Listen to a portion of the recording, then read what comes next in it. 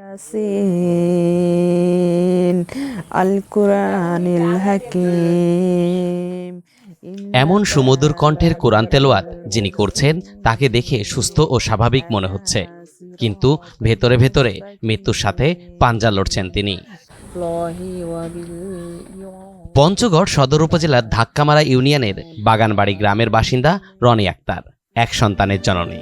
স্বামী ও সন্তান নিয়ে বেশ সুখেই দিন কাটছিল, কিন্তু কিডনির রোগ কখন যে বাসা বেঁধেছে শরীরে টেরও পাননি। আমি 3 বছর যাবৎ কিডনি রোগে ভুগতেছি। 2 বছর থেকে ডায়ালিসিস নিচ্ছি।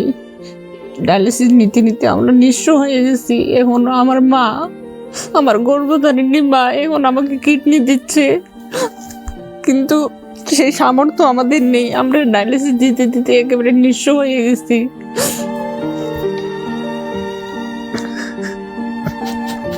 3 বছর আগে কিডনির সমস্যা শুরু হয় তার। পরবর্তীতে জানা যায় তার 2টি কিডনি নষ্ট হয়ে গেছে। এরপর থেকেই লড়াই শুরু রনি আক্তারের। কিছু মানুষের সাহায্যে চিকিৎসা চলতেছে, কিন্তু আমার মা যে আমাকে কিডনি দিচ্ছে, আমরা যে কিডনিটা ট্রান্সফার করব সেই সামর্থ্যটা আমাদের নেই।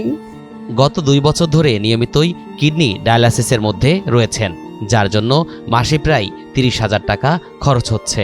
চিকিৎসা ও ডায়ালাইসিস বাবদ ইতোমধ্যে পরিবার থেকে 10 লক্ষ টাকা খরচ করেছেন। আজকে প্রায় 13-14 লাখ টাকা খরচ হয়েছে। এখন মা মেয়েকে কিডনি দেবে, সেই টাকা কুলাইতে পারতেছি না।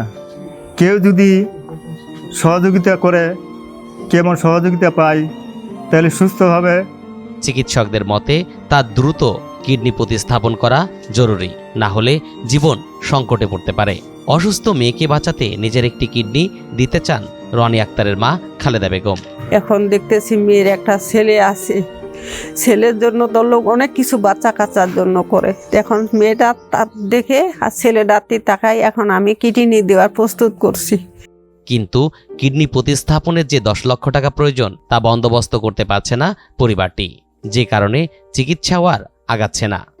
ওর মা কিডনি ট্রান্সফার করতে চাচ্ছে, কিন্তু খরচের অভাবে, মানে টাকা কড়ি সংগ্রহ করার অভাবে যাইতে পারতেছে না। তার মা তাকে কিডনি দান করতেছে। কিডনি ট্রান্সপ্লান্টের জন্য অনেক টাকা প্রয়োজন। আমরা এলাকাবাসী যে যার মতন পারতেছি সহযোগিতা করতেছি।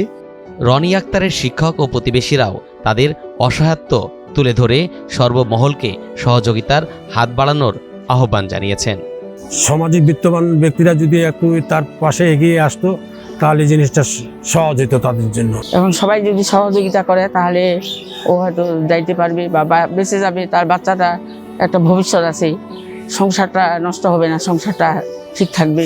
মানবিক দাতা সদস্য রয়েছে, তাদের কাছে উদাত্ত আহ্বান জানাবো যাতে এই পরিবারটির পাশে দাঁড়ায়।